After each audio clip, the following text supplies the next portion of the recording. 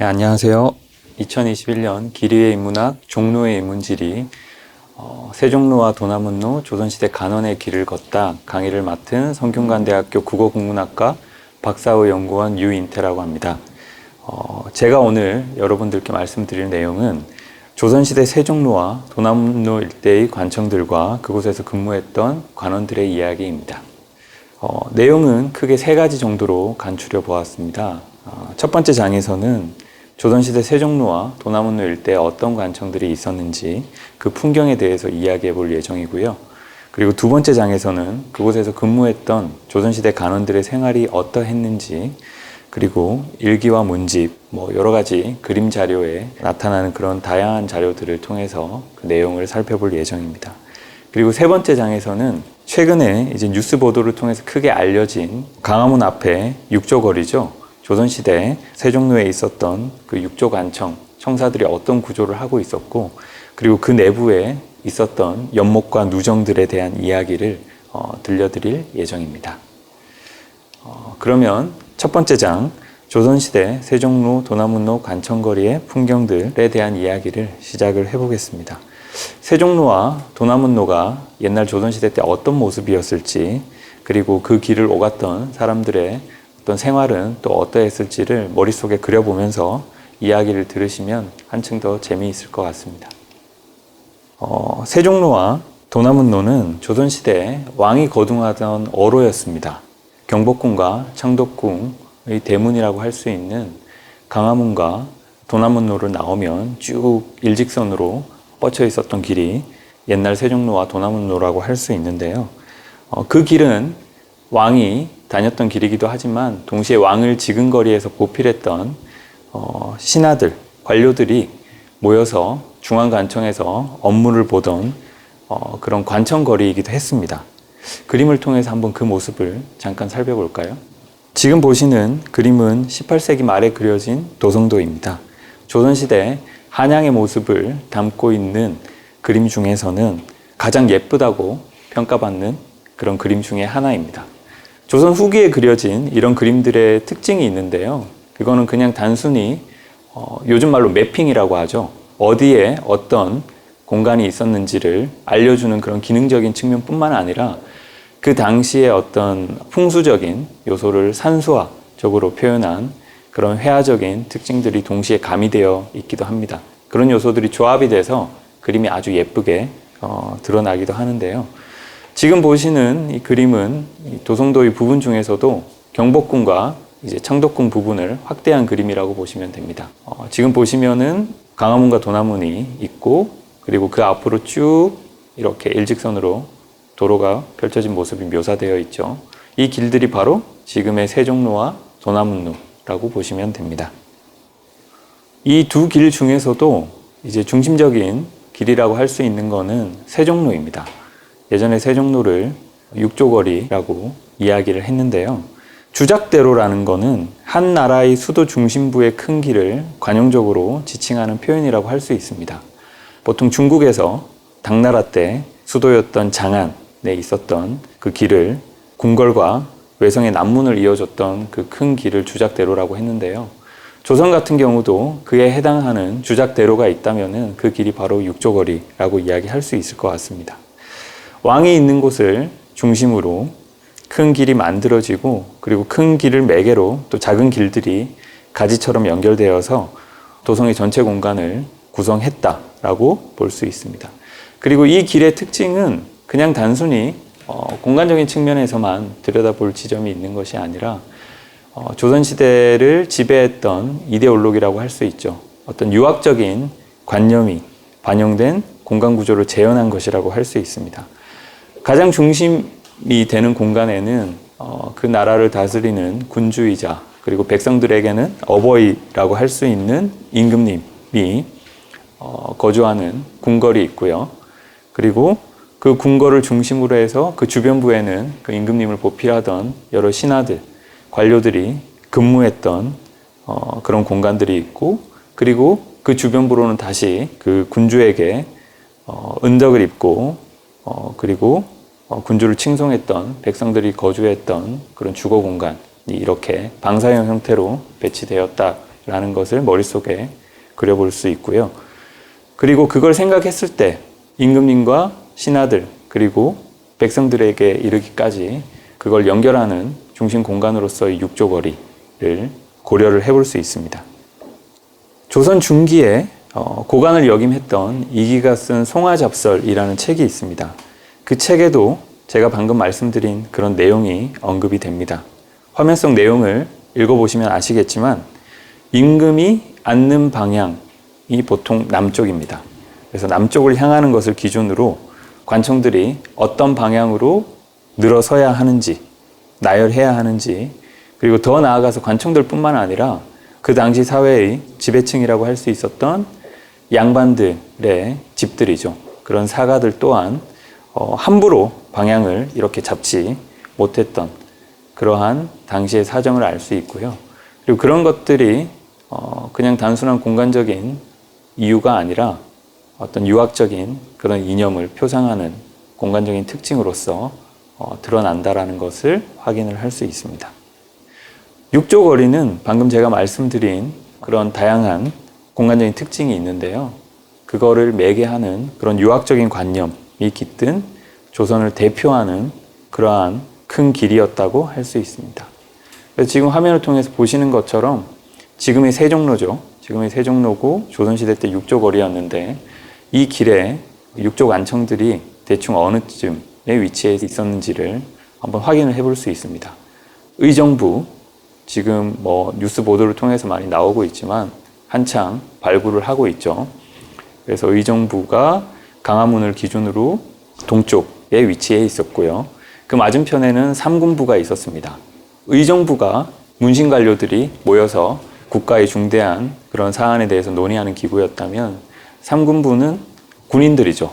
군사적인 그런 부분들에 대해서 집정을 하던 기관이었는데 조선 초기에는 삼군부가 있었지만 중기 이후로는 이 위치가 예조로 바뀝니다. 그래서 어떻게 보면 조선 전반에 있어서 이 공간을 차지했던 관청은 예조였다고 할 수 있습니다. 그리고 그 아래로 이조, 호조, 병조, 형조, 공조 나머지 육조 관청들이 위치를 해 있었고요.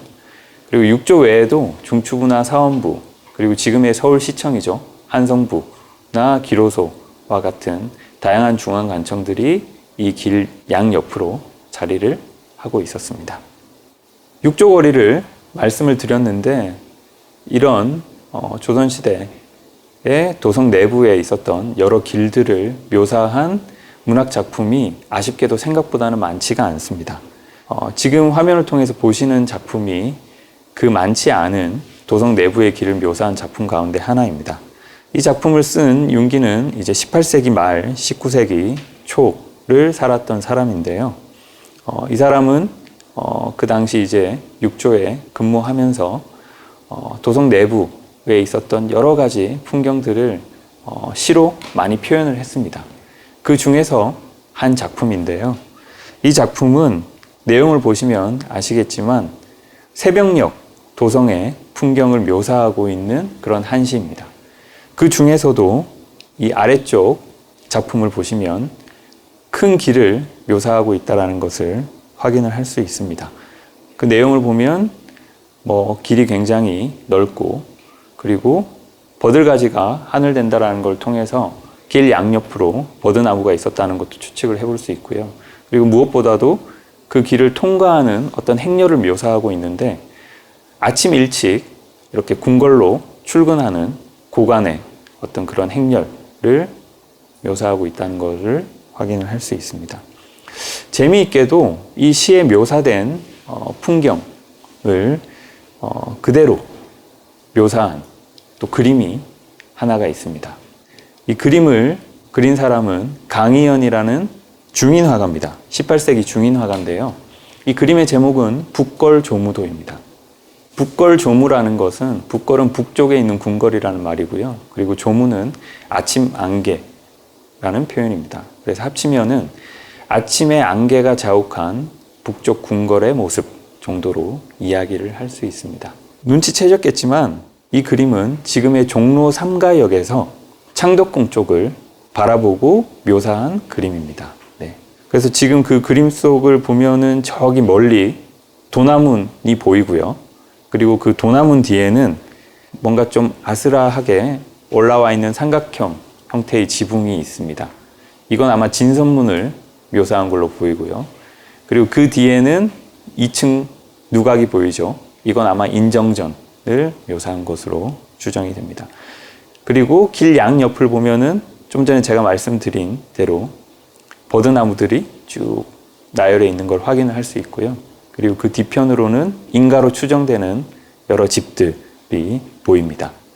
그리고 길 가운데에 보면 아마 사람들이겠죠. 사람들이 이렇게 묘사되어 있는 걸 볼 수 있는데 뭐 그 복색을 보면 다채로운 신분의 사람들이 여기 보면 당나귀도 보이죠.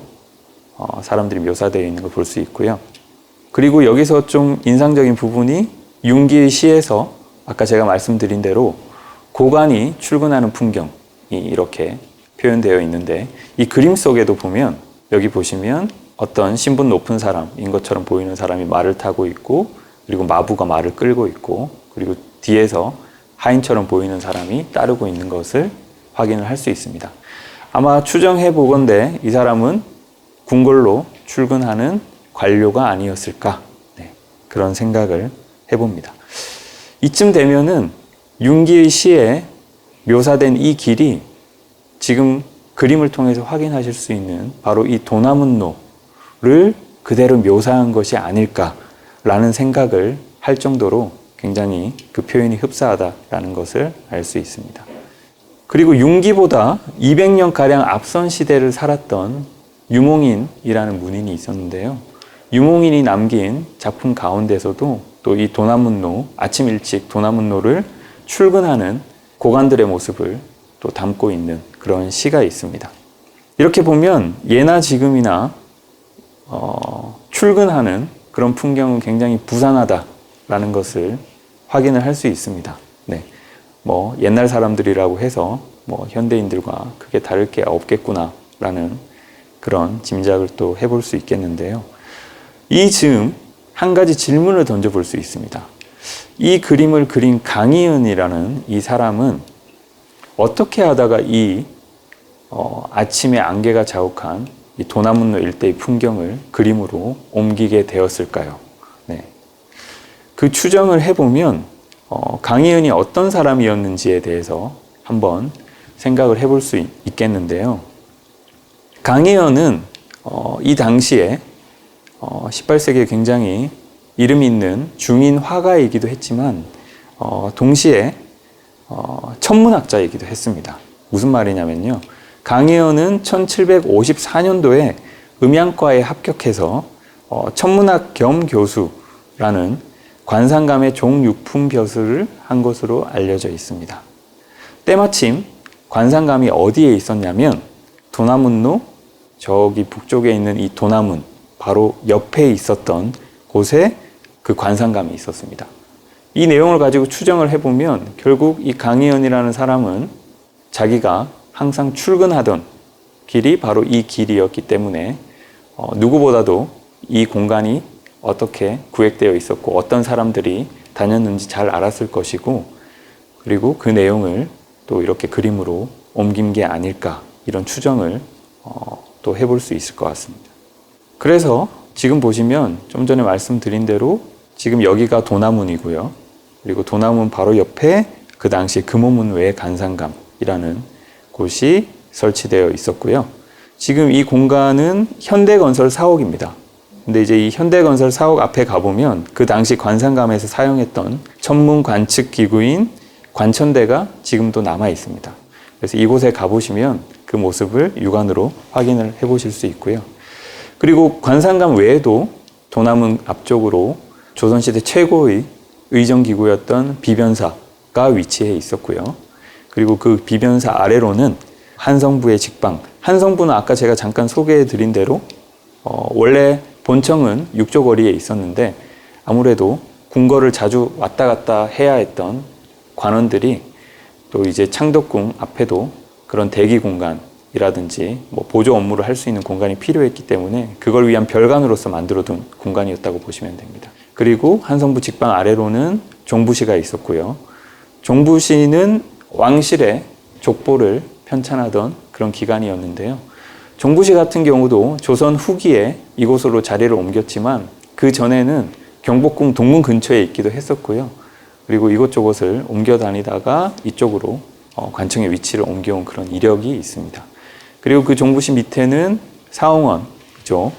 조선시대 궁궐에서 먹었던 그런 여러 음식을 만들고 관리했던 그런 관청이고요. 그리고 그 아래로는 돈용부가 있었습니다. 네. 돈용부는 종신부에 들지 못한 국왕의 친족과 외척을 관리하던 그런 관청이었고요. 그리고 저 아래쪽 지금은 사라지고 없는 단성사가 있었던 자리에는 좌포도청이 있었습니다. 요즘으로 치면 뭐 경찰서 정도라고 할 수 있겠죠. 그래서 이런 어떤 관청들의 모습을 보면은 육조거리만큼 중요한 그런 중앙관청들은 아니었지만 그래도 그 나름 이름 있는 관청들이 또 도남문로 일대에 위치해 있었다는 것을 확인을 할 수가 있습니다. 네. 그러면은 1장에서는 조선시대 관청거리로서의 세종로와 도남문로 일대의 어떤 풍경들 그리고 관청들에 대해서 이야기를 해보았습니다. 2장에서는 실제 이제 그곳에서 근무했던 인물들에 대한 이야기를 한번 살펴보도록 하겠습니다. 조선시대 관청에서 근무를 했던 그런 내용을 기록한 문헌은 생각보다 많지가 않습니다. 이번 장에서 다룰 내용은 그 많지 않은 문헌 가운데서도 18세기 초에 육조에서 근무했던 권상일이라는 사람이 남긴 일기가 있습니다. 청대일기라고 하는데요. 거기 들어가 있는 내용들과 그리고 아까 잠깐 몇 번 언급했었던 18세기 말과 19세기 초를 살았던 문인이었던 윤기가 쓴 여러 한시들의 또 이제 자기가 그런 관청에서 여러 가지 업무를 보고 생활하면서 겪었던 내용들을 담은 그런 작품들이 있습니다. 그래서 그 내용들을 쭉 살펴보면서 조선시대 육조 관원들이 또 어떤 생활을 했는지에 대한 이야기를 또 해보도록 하겠습니다. 권상일과 윤기는 지금 화면을 통해서 보실 수 있는 것처럼 이 사람들이 육조에서 근무를 했다는 측면에서는 공통적이지만 시기적으로는 좀 차이가 있습니다. 권상일은 1720년경, 즉 18세기 초죠. 18세기 초에 지금 보시는 대로 육조 중에서도 예조에서 정랑에 제수돼서 약 11개월, 근 1년 정도 가까이가 되는 거죠.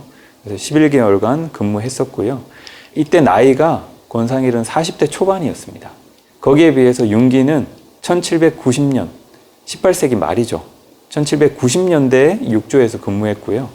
권상일이 예조에서만 근무했던 것과 달리 윤기는 1794년도에는 예조에서 5개월간 근무를 했고요.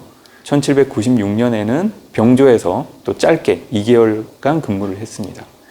그리고 또 이어서 이조에서 가장 긴 11개월 동안 또 근무를 했던 그런 이력이 있고요. 권상일 같은 경우는 이 육조거리에 있었던 예조 본사, 본청이라고 할 수 있겠죠. 여기서 근무를 했었는데 윤기 같은 경우는 예조에서는 본청에서 근무를 했지만 또 병조와 이조 같은 경우는 창덕궁 내 그리고 창덕궁 밖에 있었던 또 별관으로서의 직방에서 근무를 했었습니다. 이런 게 두 사람의 차이라고 할 수 있고요. 윤기 같은 경우는 권상일과 달리 50대 중반이었습니다. 이 당시 육조에서 근무했던 나이가 또 이런 점들이 차이라고 할 수 있습니다. 그래서 먼저 두 사람 가운데 권상일이 예조에서 근무했던 이야기를 살펴보도록 하겠습니다. 지금 화면을 통해서 보실 수 있는 것처럼 권상일은 예조에서 근무하기 전에 성균관에서 근무를 했었습니다. 네, 예조 정랑이 임명되기 약 6개월 전에 성균관 직강으로 근무를 했었고요. 그리고 예조 정랑으로 제수가 되고 나서 권상일이 맡았던 가장 중요한 업무가 뭐였냐면 이 장생전이라는 곳과 관련된 업무였습니다. 이 구체적인 내용에 대해서는 조금 이따가 다시 제가 말씀을 드리도록 하겠습니다. 그리고 약 1년간 예조에서의 근무를 마치고 권상일은 고향이 상주였는데 경북 상주에 휴가를 갔다 와서 병조 자랑이 임명되면서 또 병조로 직분을 옮기게 됩니다. 그래서 이 즈음에 아까 제가 말씀드린 대로 권상일이 남긴 청대 일기의 내용을 살펴보면 구체적으로 권상일이 이 시기에 어떤 고민을 했고 그리고 또 어떤 생활들을 했는지 그 내용을 볼 수가 있습니다. 예컨대 권상일은 조금 전에 제가 말씀드린 대로 예조에 근무하기 전에 성균관에서 근무를 했었는데요. 좀 뭔가 아이러니하게도 지방으로 가고 싶어 했다는 것을 확인을 할 수 있습니다. 요즘으로 치면 뭐로 가도 서울로만 가면 된다, 뭐 그런 말이 있죠. 그만큼 이제 서울이 중요한 공간이기도 하고 또 우리나라의 중심 공간이기도 하고 다들 서울로 오고 싶어 하죠. 조선시대도 사실 크게 다르지가 않았습니다. 다산 정약용이 자식들한테 남긴 편지를 보면 또 거기에도 자식들한테 당부하는 내용 중에 하나가 어떻게 해서든 서울 가까이에 살아야 한다라는 내용을 굉장히 많이 강조합니다. 요즘이나 예나 서울이 중심지라는 인식은 큰 차이가 없는 것 같은데요. 어쨌든 그런 걸 비추어 봐도 그런 서울을 벗어나서 지방으로 가고 싶어 했던 이 권상일의 마음이 과연 어떤 건가라는 의문이 들 수 있는데요. 권상일 같은 경우는 서울에 집이 없었습니다. 고향이 경북 상주였고 그래서 어떻게 보면은 시골에 있었던 인재가 서울로 올라와서 과거급제를 했는데 그래서 과거급제를 하고 나서 중앙관청에서 근무를 해야 했는데 집이 없으니까 권상일은 이제 하숙집을 마련합니다. 요즘으로 치면. 그래서 그 하숙집이 어디 있었냐면 반촌이죠. 지금의 성균관대학교 근처에 하숙집을 마련하기도 했고 그리고 거기서만 계속 살았던 게 아니라 그 이후에는 창동으로 또 이사를 합니다. 하숙집을 옮기는 거죠. 창동은 지금의 북창동, 남대문 시장 인근이었습니다. 어쨌든 그렇게 하숙집을 여기저기 옮겨 다니기도 했고 그리고 경제적으로 그렇게 부유하지 않았던 것으로 보입니다. 그래서 그 때문에 뭔가 서울에서 중앙관청에 있기는 했지만 그리고 나름의 인정받는 관원으로서의 생활을 하기는 했지만 뭔가 그 생활이 궁색하지 않나 그런 생각을 스스로 했던 것으로 보이고요. 그리고 무엇보다도 고향에 있는 부모님을 계속 생각했던 것으로 보입니다. 그래서 지방 관료로 나가면 아무래도 지방에 이렇게 있으면서 부모님도 이렇게 모셔와서 함께 있을 수 있고 여러 가지로 그런 것들을 상상을 했던 것 같습니다. 그리고 또 재미있는 기록이 있는데요. 예조에 정랑으로 제수되자마자 어이없게도 주변에 있던 사람들이 청탁 편지를 들고 찾아온 내용이 있습니다. 그래서 아마 주변 사람들이 권상일이 예조에 부임했다라는 소식을 듣고 그러면 우리가 좀 뭔가 부탁을 해보자 뭐 이렇게 찾아갔던 것으로 추정을 해볼 수 있고요. 지금 보시면은 이 부탁이 뭐냐면 시험에 대한 부탁입니다. 역관과 의학이라고 되어 있는데요. 이런 기술관직과 관련된 시험을 관리했던 기관이 예조였습니다. 그러니까 그곳에 이제 권상일이 관리가 됐기 때문에 그 시험에 응시하려고 했던 사람들이 미리 찾아가서 좀 어떻게 잘 보이려고 했던 것 같습니다. 결과적으로 이 청탁을 권상일이 들어줬는지 안 들어줬는지는 사실 잘 모릅니다. 기록에 남아있지 않기 때문입니다. 그리고 또 이런 또 재미있는 내용도 있습니다. 그 관직에 임명되면 그 당시에 관례 중에 하나가 그 관청에서 높은 사람들한테 인사드리러 가는 게 있었습니다. 그래서 이제 권상일 같은 경우도 예조 정랑으로 이렇게 임명되고 나서 예조에서 제일 높은 사람들이 누구였냐면 판서, 참판, 요즘 말로 넘버 1, 넘버 2에 해당하는 그런 관료들인데요. 그 사람들 집을 찾아가서 이렇게 인사드린 내용이 일기에 기록이 되어 있습니다. 근데 이 내용 중에 재미있는 게 하나 있는데요. 그게 뭐냐면 여기 보시면 참판 집에 갔다라는 내용이 나오죠. 근데 참판 집에 갔더니 병으로 누워 있어서 만나지 못했다라고 되어 있습니다. 근데 그 뒤에 보면 다행이다라고 되어 있습니다. 왜 다행일까요? 인사드리러 가서 만나지를 못했는데. 직장 상사는 예나 지금이나 불편한 존재죠. 그런 것도 생각을 해볼 수 있는데 하나 더 생각해 볼 수 있는 게 이 당시에 예조 참판으로 임명된 사람이 누구였냐면 유명홍이라는 사람이었습니다. 근데 이 유명홍과 권상일의 관계에 대해서 한번 생각을 해볼 수 있는데요. 이 두 사람은 당파가 달랐습니다. 특히 권상일은 이제 남인 출신의 관료였는데요. 이 유명홍은 아주 서인이었습니다. 아주 극단적인 입장에 서 있던 서인이었고요. 그래서 어떻게 보면 두 사람은 서로 아마 싫어했을 겁니다. 네. 요즘으로 치면 좀 예민할 수 있지만 뭐라고 해야 될까요? 더불어민주당과 국민의힘 이렇게 당정에 소속된 그런 상황이 다른 두 사람이 한 기관에서 이렇게 근무하게 된 그런 케이스로 또 생각을 해볼 수 있을 것 같습니다. 아마 유명홍은 병에 안 걸렸는데 만나기 싫어서 병으로 누워있으니까 못 만나겠어 라고 그렇게 전달을 했을지도 모릅니다. 사실을 알 수 없는 거죠. 네. 그리고 이 무렵 권상일의 이제 경제적인 형편도 일기 내용을 통해 살펴볼 수 있는데요. 경제적으로도 그렇게 여유롭지가 않았던 것을 확인을 할 수 있습니다. 지금 이 내용을 보면은 가까이 지냈던 지인 중에 한 명이 굉장히 큰 빚을 졌는데, 근데 그 빚을 갚지를 못해서 자기가 좀 경제적인 능력이 있었으면 대신 갚아줬을 텐데 하면서 그 걱정 때문에 밤에 잠을 이루지 못하는 그런 내용이 나오죠. 요즘도 그렇죠. 고시를 패스해서 소위 말하는 사무관이 된다고 해서 당장 월급을 많이 받아서 부자가 될 수 있고 그런 게 아닌 것처럼, 예전에 조선시대 때도 과거 시험 합격하면 모든 게 해결되는 것처럼 그렇게 생각하는 경우가 많은데 절대 그렇지 않았습니다. 과거 시험에 합격한다고 해서 바로 부자가 되고 이런 게 아니고요.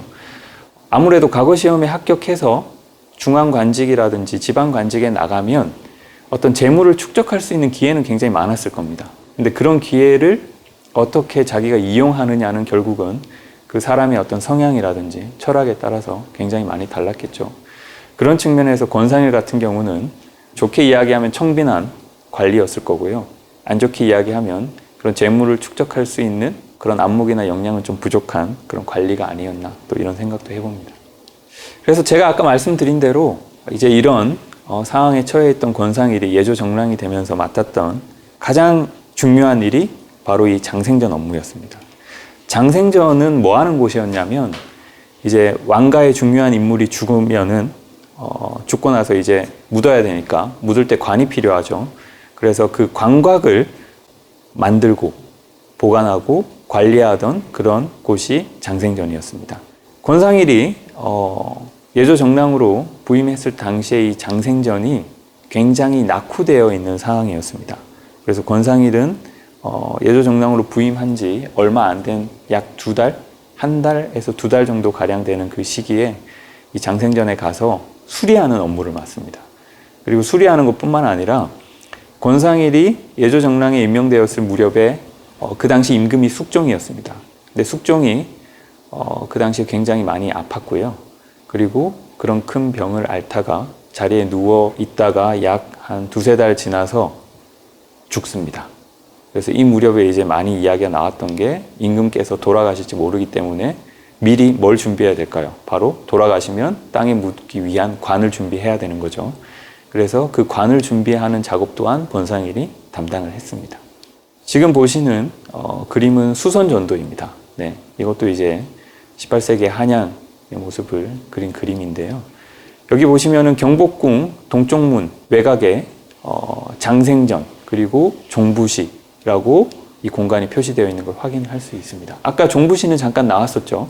도남문로에 있던 관청이라고 제가 말씀드렸는데, 그쪽으로 옮기기 전에 있었던 위치 중에 하나입니다. 그래서 이 내용을 보면은 권상일이 장생전 수리를 마치고 자기 일기에 그 수리 내용이 어땠는지를 쭉 정리를 해놓은 기록입니다. 그래서 여기 보시면은 이제 임진왜란이 끝나고 나서 이제 선조가 다시 서울로 돌아왔을 때 종묘도 제대로 관리가 안 됐고, 그래서 여러 가지 그런 맥락의 고민을 통해서 임시 종묘를 또 만들고, 근데 이제 임시로 만들었기 때문에 아마 시설이 굉장히 좋지 않았겠죠, 그죠? 그래서 세월이 이제 지나면서 굉장히 오래되고 또 단청이 벗겨지고 석가래나 벽이 썩고 허물어지기도 하고, 그래서 수리를 할 필요가 있었고요. 그 즈음에 이제 종묘로 사용했던 공간을 장생전으로 또 쓰고 있었던 거죠. 그리고 그 와중에 기록을 보면 또 뭐가 있냐면, 그 바로 옆에 종부시가 있었죠, 그죠? 종부시하고 장생전이 붙어 있어서 종부시에서 무슨 일을 막 해서 또 장생전 일을 하지 못했다, 이런 내용도 있었죠. 그래서 관청이 이렇게 붙어 있었을 때는 서로 영향을 주고받기도 했다라는 걸 또 확인을 할 수가 있습니다. 장생전 수리를 하고 나서 이제 본격적으로 숙종의 광각을 관리하고 또 유지하는 그런 작업이 이루어졌습니다. 1720년 5월부터 8월 사이 약 한 3, 4개월여 정도 이 작업을 진행을 했는데요. 이 권상일이 이제 이 작업을 관리 감독하기 위해서 장생전에 계속 왔다 갔다 했습니다. 그래서 5월에만 8일, 8번이죠.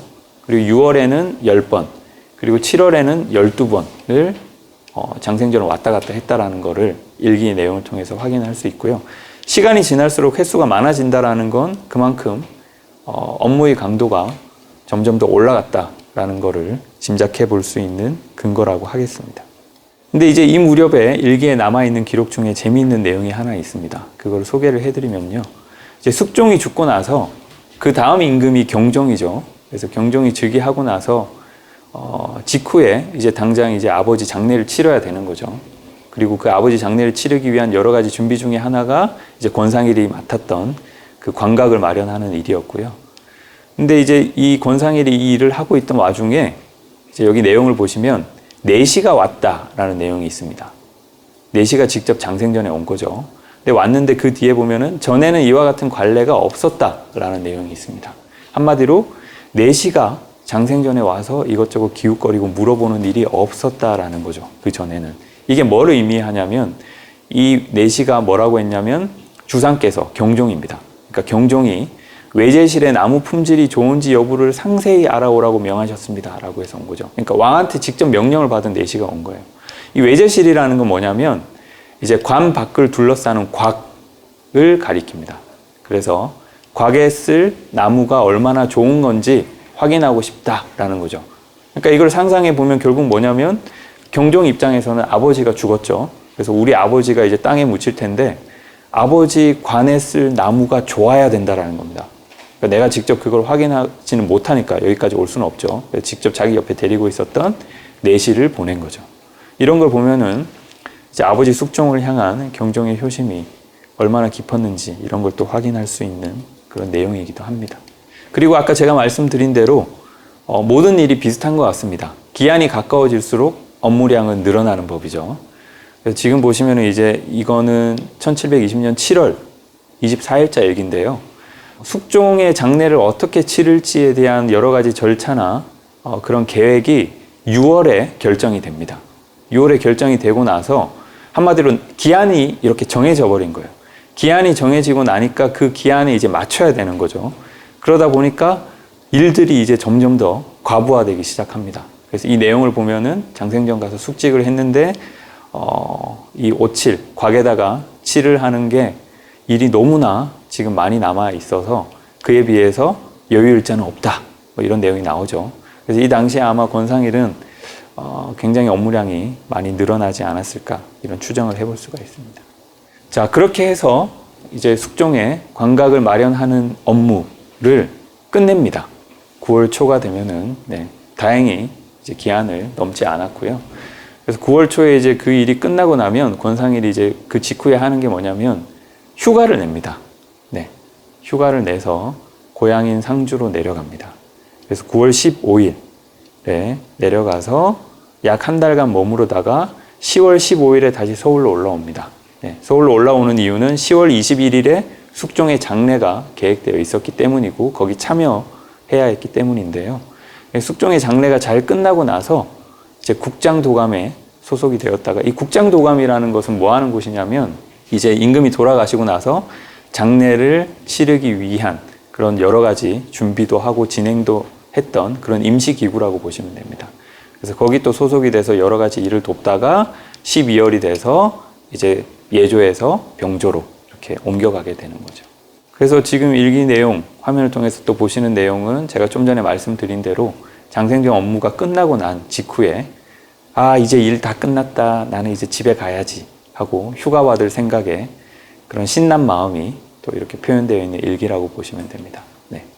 아무래도 서울에서 경북 상주까지는 굉장히 먼 길이었죠. 뭐 요즘으로 치면은 그냥 뭐 버스를 타고 가든 기차를 타고 가든 하면 금방 가는 길이었지만 조선시대만 해도 몇 날 며칠을 걸려서 가야 했던 길이었기 때문에 오가기가 쉽지 않았는데요. 충분히 고향 갈 생각에 그 그 설레는 마음이 어땠을지 짐작을 해볼 수가 있습니다. 그래서 지금 보시는 수선전도에 제가 표시를 해놨습니다. 지금 보시는 이제 오른쪽 밑에 있는 여기가 권상일이 장생전 업무를 볼 당시에 하숙했던 곳이고요. 그리고 권상일이 또 근무했던 예조의 본청, 육조거리에 있었죠, 그죠? 광화문 바로 앞에. 그리고 지금의 현대미술관 자리에 있었던 장생전. 그러니까 여기서 여기도 가고 여기 갔다가 여기로 가기도 했고, 이런 방식으로 권상일이 출근하고 퇴근했다라는 것을 짐작을 해볼 수 있을 거고요. 그 길은 아마도 여기 숭례문에서 이렇게 광화문까지 뚫려 있었던 큰 길을 아마 자주 이용하지 않았을까 생각이 됩니다. 네, 정확히는 알 수 없지만 추정을 해보면 그렇습니다. 그리고 예조에 출근을 했다가 또 장생전에 업무가 있으면은 지금 경복궁을 생각해 보시면 될 텐데요. 경복궁 앞쪽에 동십자각이 있지 않습니까? 그래서 그 동십자각을 이렇게 지나서 이렇게 좌측으로 틀어서 쭉 올라가면 또 장생전이 있었기 때문에 이 길을 이용하지 않았을까 또 추정을 해볼 수 있습니다. 권상일이 장생전에 근무하면서 있었던 여러 가지 일들을 살펴봤는데요. 이번에는 윤기가 육조에서 근무했던 기록을 살펴보겠습니다. 윤기는 약 3년 동안 예조와 병조와 이조를 옮겨 다니면서 근무를 했습니다. 그리고 이조에서의 근무를 끝으로 또 남포 현감, 지방관이죠. 그래서 지방관으로 발령을 받아서 또 서울을 떠나서 지방에 간 게 이 당시의 윤기의 이력이라고 할 수 있습니다. 윤기가 처음 근무했던 육조는 예조입니다. 네. 예조 자랑에 임명이 돼서 여러 가지 일을 했었는데요. 예조 본청에 있으면서 뭐 전교나 초기와 같은 서류 처리, 그리고 향례, 뭐 제사 지내는 거죠. 그리고 전사, 이거는 이제 제사를 지낼 때 쓰는 물건을 맡아서 관리했던 그런 일들이고요. 그리고 대축은 제사 때 축문을 읽는 일입니다. 뭐 이런 것과 같은 제사와 관련된 업무. 그리고 시장이나 수검과 지동과 같은 거는 다 과거 시험과 관련된 업무입니다. 이런 것들이 이제 주로 예조에서 맡아서 처리했던 그런 일들이라고 할 수 있는데요. 뭐 이런 거를 했다라는 것이 윤기가 남긴 그런 한시들에 나타나 있습니다. 그래서 그 중에 작품을 하나를 살펴보면요. 지금 보시면 여기 광화문 바로 앞에 있었던 예조 본청에 근무하면서 남긴 작품인데요. 바로 앞에 보면은 광화문 앞이 예조라 그러한가, 난관의 사정은 몹시도 스산하네. 정교를 받들 때는 바삐 말을 몰고 초기를 올릴 때는 급히 도포를 입네. 봉인이 옆에 있는데 쓸 수 없고 담장이 코앞에 있는데 어찌 그리도 높은지. 아마 경복궁 담장 말하는 거겠죠. 그래서 북쪽 창가 아래 옮겨 앉으면 멀리 보이는 맑은 이네 흥이 문득 호쾌하네. 그래서 여기 한시에 묘사된 내용을 보면은 윤기가 맡았던 업무라든지 그런 업무를 처리하면서 또 어떤 심정에 있었는지, 그리고 그 가운데 이제 또 잠깐의 여유를 찾았던 그런 내용들을 또 확인을 할 수 있습니다. 또 다른 작품이 또 하나 더 있습니다. 네, 이 작품도 여기 예조에 근무하면서 남긴 작품으로 추정이 됩니다. 여기는 약간의 한탄이 또 드러나는데요. 나이가 많은 그러한 노년, 50대였죠. 50대에 이런 벼슬살이를 하는 것이 참으로 한탄스럽다. 아까 제가 잠깐 말씀드렸던 향례나 과장, 뭐 이런 일은 너무 어렵고, 그리고 전사관 전담이나 대축, 뭐 제사 지내는 거죠. 그런 제사 지내는 일도 겸했고, 그리고 과거 시험장에서의 어떤 역할도 했고, 뭐 이런 것들이 전반적으로 쉽지 않았다라는 내용입니다. 그래서 나이가 많이 들어서 이런 일들을 하다 보니까 뭐 여기저기 몸도 쑤시고 뭐 그런 거죠. 근데 이제 또 마지막에 보면 재밌는 내용이 있는데요. 또 출근해서 이런 일을 하고 나서 또 퇴근하면은 쉬어야 되는데 쉬지를 못했습니다. 왜? 명함 전하러 가라 재촉하는 통에 가닿기 어려운 세력가의 집을 늘 전전하네. 이게 무슨 내용이냐면 윤기는 집안이 그렇게 좋지가 않았습니다. 그리고 윤기 같은 경우도 그 당시에 이제 노론소론이었죠. 서인들이 이제 집권하고 있었던 상황에서 남인 출신의 관료였는데요. 그러니까 요즘으로 치면 뭐라고 해야 될까요? 약간 마이너한 그룹에 속해 있었던 사람이고, 그러다 보니까 출세를 하려면 그냥 있으면 안 되는 거였어요. 그래서 뭐 그 당시에 잘 나가는 양반들을 찾아가서 이렇게 명함도 주면서 저는 이런 사람입니다, 이렇게 알리기도 하고 그럴 필요가 있었던 거죠. 그러니까 주변에서 이제 그런 거 하라고 하니까 정말 귀찮기도 했을 겁니다. 이런 내용들이 또 이 작품에 이렇게 반영되어 있는 걸 확인을 할 수 있습니다. 예조에서 그런 이제 여러 가지 업무를 하고 나서 그 다음에 임명된 게 이제 병조 자랑이었는데요. 병조는 아무래도 군사와 관련된 임무를 맡았던 곳이기 때문에 예조에서의 업무와는 또 그 성격이 달랐습니다. 그래서 지금 보시면은 뭐 사관과 수속과 같은 업무라든지 뭐 생기나 군호, 그리고 병사들 말을 점검하고 수레의 상태도 점검하고 뭐 이런 것들이 다 이제 병조에서 맡았던 일이라고 볼 수 있습니다. 병조에서 윤기는 2달 정도 근무를 했습니다. 굉장히 짧은 기간이었죠. 짧은 기간이었음에도 그 시기에 또 자기가 근무했던 내용을 한시로 옮긴 그런 작품들이 있습니다. 지금 화면을 통해서 보시는 작품도 그 중에 하나입니다. 네. 여기 보시면 병조는 육조에서도 직무를 수행하기가 가장 어렵다라고 되어 있죠. 왜 그럴까요? 아무래도 문신 관료 입장에서는 군사적인 것을 이렇게 처리하는 업무 자체가 익숙하지가 않았겠죠. 그래서 그런 부분이 반영된 거라고 보시면 되고요. 여기 보시면 내병조는 외병조와 달리 좌랑이 번갈아서 숙직을 한다라는 내용이 나와 있습니다.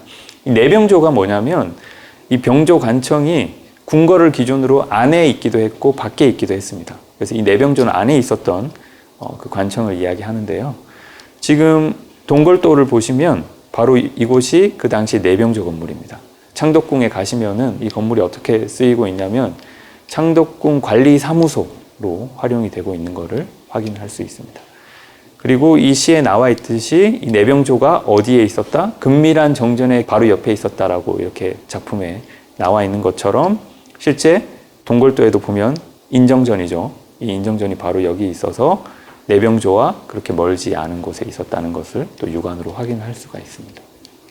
네, 그리고 윤기가 병조에 있으면서 맡았던 업무 중에는 이제 야간에 도성을 순검하는 그런 병졸들을 관리하는 업무도 있었습니다.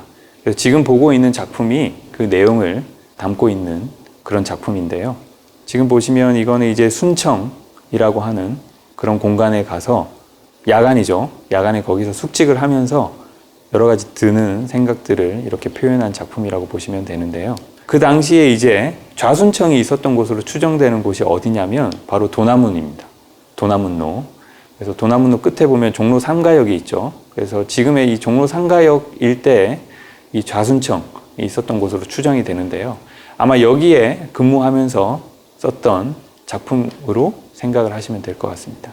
이 내용 가운데 재밌는 부분이 있습니다. 여기 보시면은 뭐 참 만사가 부질없다, 뭐 나는 나이가 많이 들어서 백발인데 뭐 아직도 관직은 한미한 관직을 전전하고 있다, 뭐 이런 한탄들이 있고요. 그 밑에 보시면 병졸들을 점검하고 뭐 이건 당연히 업무니까 해야 되는 거고요. 근데 그 밑에 궁궐에서 시간 알리는 아이 오길 상상한다 라는 이런 구절이 있습니다. 이게 무슨 내용이냐면 그 당시에는 정확한 시간을 알 수가 없었죠. 지금처럼 시계가 없었기 때문에 손목시계가 있으면 이렇게 볼 수 있겠지만 그 당시엔 그렇게 할 수 없어서 몇 시가 되었다라는 것을 알려주는 아이가 있었던 겁니다. 그래서 그 아이가 언제쯤 오나 이렇게 생각하고 있는 거예요. 이게 결국 뭘 말하는 거냐? 내 퇴근 시간이 언제쯤 가까워지나 뭐 이런 걸로 추정을 해보면 됩니다. 그만큼 지루했겠죠, 그죠? 야간에 이 작은 공간에서 근무를 했던 게. 그리고 뭐 이런 병조에서의 여러 업무를 2개월간 수행을 하고 그 다음에 이제 2조로 옮겨갑니다. 2조는 6조에서 이제 가장 중요한 관청으로 이렇게 여겨지는데요. 2조에 근무하면서 개청, 생기, 적감, 품제 뭐 이런 것들이 그 당시 2조의 관리들이 맡았던 업무입니다. 어떤 사안을 처리하거나 그걸 어떻게 할지에 대한 허락 여부를 임금한테 이렇게 아뢰는 일이라든지 업무에 대한 기록을 보고하고 그리고 뭐 부정한 그런 행위를 하는 경우가 없는지 그런 거를 조사해서 살피기도 하고요. 뭐 어쨌든 그런 업무들이라고 보시면 됩니다. 아까 말씀드린 대로 윤기는 이제 2조 본청에서 근무했던 게 아니라 창덕궁 밖에 있었던 2조 직방에서 근무를 했었습니다. 그래서 자기가 어디서 근무를 했는지에 대한 내용을 또 이렇게 표현한 또 작품이 있습니다. 여기 보시면은 2조의 옛 청사에서 근무하는 건 헛일이 됐다.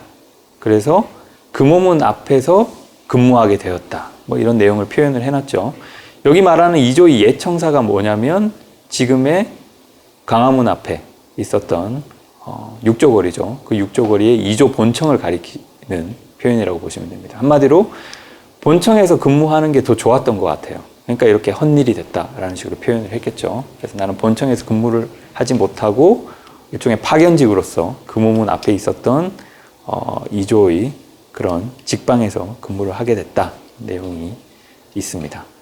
그래서 여기 보시면 금호문 앞에 입식하는 건물이라고 되어 있는데 이 지도를 통해서 확인할 수 있는 게 여기가 도남문입니다. 그리고 도남문 옆에 북서쪽에 이게 금호문이고요. 그래서 금호문 바로 바깥에 여기에 아마 이 인근에 이조의 직방이 있었다라는 것을 추정을 해볼 수 있습니다. 바로 이 앞에는 아까 제가 잠깐 설명드렸지만 비변사가 있었고요. 그래서 뭐 여기도 병조 때와 마찬가지로 뭐 여러 가지 업무를 하면서 고되고 그리고 뭐 여러 가지 걱정거리도 되고 그리고 내가 나이도 많다라는 그런 한탄들도 여전히 드러나는 걸 확인을 할 수 있습니다. 그리고 윤기가 금호문 밖에 이조 직방에 근무하면서 남긴 또 다른 작품을 한번 살펴볼 수 있는데요. 지금 그림에 표현된 이 문이 바로 금호문입니다. 이 금호문은 특수한 공간이었는데요. 그 이유가 뭐냐면 이 창덕궁 내에 있었던 관청들을 권례각사라고 하는데 이 권례각사에 근무했던 관원들은 이제 아침 저녁으로 출퇴근을 했겠죠. 근데 출퇴근을 할 때 여기 있는 도남문을 통해서 출퇴근을 할 수 있는 관료들은 제한이 되어 있었습니다. 그들을 제외하고 나머지 관원들은 전부 다 어디로 들어갔을까요? 바로 여기를 돌아서 금호문을 통해서 이렇게 궁궐 안으로 들어갔습니다. 그러니까 아무래도 이 금호문 바로 앞에 있었던 관청에서 근무를 했기 때문에 윤기의 눈에 자주 비쳤던 게 뭐였을까요? 바로 여기를 들락날락했던 그런 관원들의 모습, 그리고 금호문 일대의 어떤 풍경들이었겠죠. 그래서 그런 내용을 담고 있는 작품이 지금 보시는 이 한시라고 보시면 됩니다. 그래서 여기 보시면 뭐 궁궐 문에는 종일 말울음 소리가 들리고 여기를 왔다 갔다 하는 그런 행렬들을 표현한 거죠. 왜냐면 뭐 말을 타고 왔다 갔다 했을 테니까. 그리고 뭐 궁중나무, 이 근처에 있었던 나무들이죠, 그죠? 여기 되게 많은 매미들이 매달려 있어서 그 매미 소리가 들렸다라는 거. 그리고 자기가 여기서는 이제 별로 할 일이 없으니까 허구한 날 잠만 잔다. 그리고 그 밑에 하급 관리들도 볼 일이 없다. 왜냐면 지금 어떻게 보면은 본청에 있는 게 아니라 바깥에 파견 나와 있었기 때문에 아무래도 본청에서 근무했던 그런 아전들을 보기도 힘들었겠죠. 어쨌든 그런 상황이 이 작품에 재미있게 묘사되어 있는 거를 또 확인을 해볼 수 있습니다. 1장과 2장에서 이제 세종로와 도남문로 일대에 있었던 관청과 그리고 그곳에 근무했던 관원들의 그런 모습들을 쭉 살펴봤습니다. 3장에서는 최근에 발굴되어서 이슈가 되었었죠. 그 광화문 앞에 육조 거리에 여러 관청들이 어떤 구조를 하고 있었고 그리고 그곳에서 근무한 관원들이 그 공간 내에서 또 어떤 풍경들을 읊었는지 그런 내용들을 또 살펴보도록 하겠습니다. 아쉽게도 육조 청사들이 조선 초기에 어떻게 건립되었는지에 대한 내용을 확인할 수 있는 그런 구체적 기록은 남아있지가 않습니다. 다만 이제 예조 청사를 건립한 과정을 기록해 놓은 그런 자료들이 조금 있고요. 그리고 그 외에 나머지 이제 육조 청사에 있었던 연목과 누정을 대상으로 그곳에 근무했던 관원들이 읊었던 여러 한시들이 좀 남아있는 것이 있습니다. 그런 것들을 좀 살펴보도록 하겠습니다. 앞서 윤기에 대해서 말씀을 드렸는데요. 지금 보시는 이 작품이 이제 윤기가 아까 제가 잠깐 말씀드렸듯이 예조에 근무했었죠.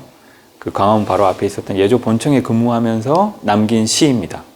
지금 보시면은 뭐 예조에서 근무하는 건 너무 시름겹다 뭐 이런 내용도 있고요. 근데 그 와중에 인왕산이 나옵니다. 지금 생각해 보시면 지금 정부 청사 그 앞쪽에서 북서쪽으로 이렇게 보면은 지금은 높은 건물들이 많이 올라가서 잘 안 보이지만 조선시대만 해도 아마 인왕산이 그대로 보였을 겁니다. 그래서 예조청사에 있으면서 그 북서쪽으로 응시하니까 인왕산이 보였고 그래서 그 풍경이 너무 좋더라 라는 내용을 이 작품 속에 이렇게 표현한 것을 확인을 할 수 있습니다. 아마도 여러 업무에 시달리다가 요즘으로 치면 좀 휴식 시간이었겠죠. 휴식 시간에 여기 이렇게 바깥 풍경을 응시했을 것이라고 좀 추정을 해볼 수 있지 않을까 싶습니다. 그런데 이제 또 재밌는 게 좀 전에 이 윤기 시에 묘사된 인왕산의 모습이 인왕 제색도의 모습과 굉장히 흡사합니다. 네. 지금 이 시의 내용과 그림을 비교해서 보시면은 그거를 충분히 짐작을 하실 수 있을 텐데요. 정선이 그린 이 인왕 제색도도 윤기가 살았던 무렵이죠. 네. 18세기 중순의 어떤 인왕산의 모습을 담고 있기 때문에 시기적으로도 큰 차이가 없다는 것을 또 말씀을 드릴 수 있을 것 같습니다. 성현이 쓴 용제총화라는 유명한 책이 있습니다. 그 책에 보면은 예조에 대한 재미있는 기록이 하나 있습니다. 지금 보시는 이 글이 그 내용인데요. 여기 보시면 이제 경복궁에 대한 내용도 나오고요. 그래서 경복궁의 물이 아주 좋았다. 그리고 그 경복궁 바로 옆에 붙어 있었던 게 또 예조이기 때문에 그 예조도 우물이 있었고, 그리고 그 우물에 물이 아주 맑고 마르지 않아서 또 연못을 이루었다. 뭐 이런 내용이 있죠. 근데 그 연못이 예조 안에 국한된 게 아니고 예조 바로 밑에 중추부가 있었습니다. 근데 그 중추부까지 그 물이 흘러 들어와서 중추부 관원들과 예조 관원들 사이에서 그걸 어떻게 처리할 건지 일종의 경계 문제에 해당하는 거죠. 그래서 그것과 관련해서 이런 다툼이 있었다라는 내용도 확인을 할 수 있습니다. 그리고 여기 보시면은 아래쪽에 보시면은 또 이런 연못 같은 것이 이 예조하고 중추부에만 있었던 게 아니고 이 육조거리에 있었던 여러 관청들에도 다 이런 연못들이 있었다라는 것을 이 내용을 통해서 또 확인할 수 있고요. 그래서 좀 전에 소개해드린 이 예조와 중추부 사이에 연못을 둔 다툼이 1900년대 초에 이렇게 일제시대 때 남은 평면도를 통해서도 짐작을 해볼 수 있습니다. 지금 이 그림을 보시면 지금 이렇게 빨갛게 처리된 게 예조 본청사터라고 할 수 있고요. 이게 이제 일제시대 때는 근위대대로 활용이 되었는데, 그리고 예조 본청사터에 이렇게 연못이 그 당시에도 있었다는 걸 확인할 수 있습니다. 아마 이 연못 자리가 조선시대에 계속 예조에 있었던 연못 자리로 추정이 됩니다. 그리고 이 연못 밑에 있었던 아래쪽에 이 건물이 바로 옛날 중추부 자리입니다. 근데 이 중추부 자리에도 이 연못터가 있었다는 것을 확인할 수 있습니다. 근대기 지도에서도. 그러니까 이 구도를 보면 지금 이 글에서 드러나는 것처럼 예조에 있었던 연못의 물이 중추부까지 이렇게 흘러가서 이 근방이 마치 늪지대처럼 질퍽하게 이렇게 되어 있었고, 그 물이 모여져서 또 중추부에서도 연못을 만들었다는 기록이 있죠. 그림을 통해서도 비교해서 확인을 해볼 수가 있습니다. 네. 그리고 이제 예조에 있었던 연못과 누정을 표현한 그런 작품들이 또 있습니다. 화면을 통해서 보시는 거는 이제 현대 지도인데요. 지금 이 구획 정도가 예전의 예조 청사터로 짐작을 해볼 수 있습니다. 지금의 정부 서울청사 본관 앞에 있었던 주차장 자리가 주차장과 그리고 이제 강화문 광장의 일부죠. 지금은 도로인데 여기가 이제 예전에 예조터라는 걸 확인을 할 수 있고요. 그리고 지금 오른쪽에 있는 이 작품은 이제 뭐냐면은 임진왜란 때 아무래도 전쟁 때 건축물들이 많이 소실이 됐겠죠. 예조 청사도 마찬가지였던 것으로 보입니다. 그래서 예조 청사도 난관들이 근무했던 난관청이 아마 임진왜란 때 불탔던 것으로 짐작이 되고요. 그래서 그 임진왜란 때 불탔던 난관청을 다시 지었습니다. 네. 다시 지었던 때가 언제냐면 1623, 4년 이 무렵이었습니다. 그래서 그 난관청을 짓고 나서 축하하는 그런 자리를 이 당시에 예조에 근무했던 이정구라는 문인이 이렇게 한시로 표현을 한 겁니다. 그래서 지금 보시면은 뭐 나는 늙은이다 뭐 이런 내용도 있고요. 나이가 많았겠죠. 그리고 뭐 연못과 누대 이야기도 나오고, 그리고 막 그 당시에 관원들과 같이 잔치를 했겠죠. 그래서 이 잔치를 낙성식으로 삼으면 어떻겠느냐 뭐 이런 내용도 나오는데, 이 낙성식이라는 건 뭐냐면 건축물의 공사를 마치고 난 다음에 그걸 공식적으로 기념하는 의식입니다. 그러니까 이제 난관청 지었다고 요즘 말로 하면 파티를 하고 있었던 거죠. 그래서 이 시에서도 연못과 누대가 예조 청사에 있었다라는 것을 확인할 수 있습니다. 17세기 초 당시에도. 그리고 또 다른 작품을 보면 이 작품은 18세기에 관원이었던 이시양이라는 사람이 이제 예조에서 근무하면서 남긴 작품인데요. 여기 재미있는 표현이 있죠. 10년 만에 예조에 다시금 들어오니라고 되어 있습니다.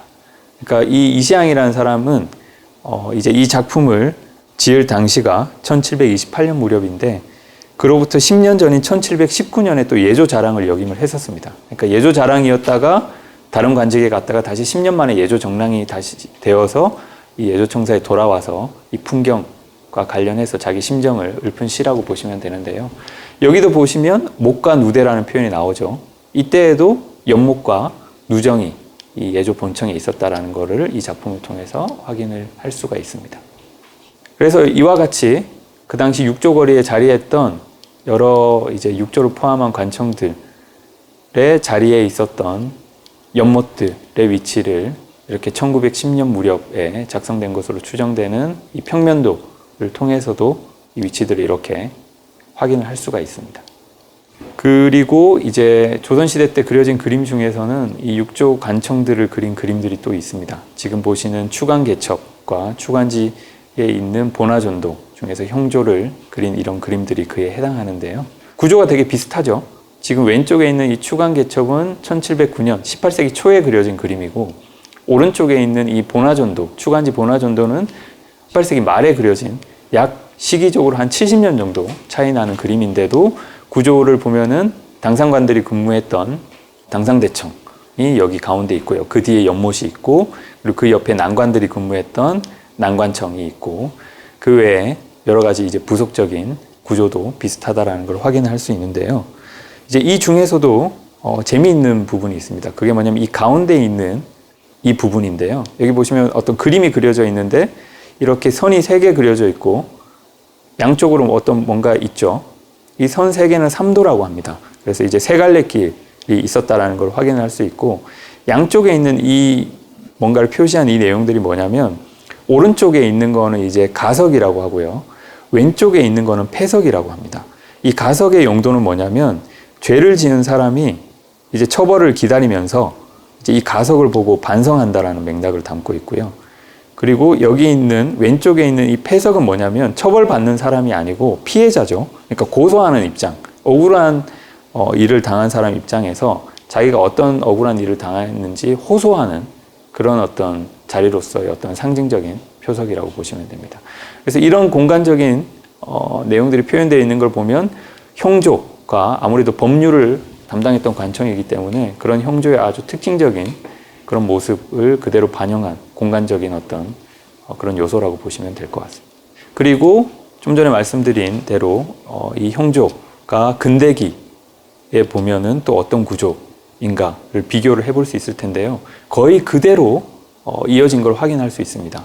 보시면은 형조 본청사 터가 있고요. 지금 보시는 것처럼 연못의 위치, 그리고 연못 바로 앞에 있었던 당상대청의 위치, 그리고 당상대청 옆에 있었던 난관청의 위치, 그리고 서리들이 또 근무했던 서리장방의 위치, 뭐 담장이나 대문, 이 위치가 거의 그대로라는 것을 또 이 그림을 통해서 확인을 할 수 있습니다. 그리고 형조청사는 잠깐 말씀드리면 지금 세종문화회관이죠. 그 언저리에 위치해 있었다는 걸 확인을 할 수 있고요. 그리고 이제 병조에 대한 이야기로 넘어가 보겠습니다. 네. 병조 북쪽에는 사원부가 있었습니다. 지금 이 병조의 구조를 보시면은 병조 본청사터에 저기 서쪽에 연못이 있었고요. 그리고 제가 좀 전에 말씀드린 대로 여기가 이제 사원부였는데 병조하고 이렇게 담 바로 옆을 마주하는 위치에 사원부의 연못이 있었습니다. 근데 이렇게 병조의 연못과 사원부의 연못이 굉장히 가까운 위치에 있었다라는 거를 매개로 해서 조선시대 때 지은 재미있는 또 한시가 있습니다. 19세기 초에 병조에 근무했던 임천상이라는 관원이 쓴 시인데요. 여기 보시면 이제 아무래도 병조에 근무하면서 여기로 왔다 갔다 하면은 병조 연못은 바로 보였을 거고 사원부 연못이 바로 옆에 있었다는 걸 확인을 할 수 있었던 게 뭐였냐면 바로 개구리 소리였던 거죠. 뭐 사원부 연못에는 개구리 소리가 없다. 근데 병조 연못에도 개구리 소리가 없구나. 뭐 이렇게 개구리 소리를 매개로 해서 이런 재미있는 또 정서적인 부분을 표현한 그런 시라고 보시면 되겠습니다. 그리고 지금 보시는 이 그림은 기성랑 계해도라는 그런 그림인데요. 이거는 이제 병조에서 근무했던 정랑과 자랑들이 모여서 계회를 하는 모습을 그린 그림입니다. 지금 여기 이제 사람들이 건물 가운데 앉아서 뭔가 모임을 하고 있죠. 그래서 이 건물은 아마도 좀 전에 보신 그 병조 연못 바로 앞에 있었던 당상대청으로 추정되고요. 이 건물 뒤에 연못이 있었을 것으로 추정이 됩니다. 이 그림에는 묘사가 안 되어 있는데 그렇게 생각하시면 되고요. 그리고 이제 이수광 지봉집을 남긴 또 유명한 학자이기도 하죠. 이 이수광이 이제 16세기 말에서 17세기 초 즈음에 이제 병조에서 근무하면서 또 남긴 이 한시가 있습니다. 여기 보시면 이제 여러 내용이 나오는데 여기도 보면은 연못에 대한 묘사가 또 이루어져 있죠, 그죠? 네, 여기 보시면은 또 그런 내용이 들어가 있는 걸 확인할 수 있습니다. 병조 청사는 아까 말씀드린 형조보다는 좀 더 위에 있었습니다. 네, 그래서 지금의 이 위치에 있었다는 것을 말씀을 드리고요. 그리고 이제 호조관청을 그린 그림들이 또 있습니다. 19세기에 그려진 숙천제하도가 있고요. 그리고 탁지지 안에 들어가 있는 보나존드로서의 호조 그림이 있는데 지금 그림을 보시면 굉장히 비슷하죠. 큰 차이가 없다는 걸 확인할 수 있습니다. 이제 18세기 말에 호조 청사의 어떤 구조적인 부분과 그리고 19세기에 또 그런 호조 청사의 구조가 큰 차이가 없었다라는 걸 이런 그림들을 통해서 확인을 할 수 있고요. 그리고 20세기에 와서도 큰 차이가 없다라는 것을 또 이 강화문 외 제관화 실측 평면도와 비교함으로써 또 볼 수 있습니다. 지금 보시면은 호조 본청사터에 연못이 있고요.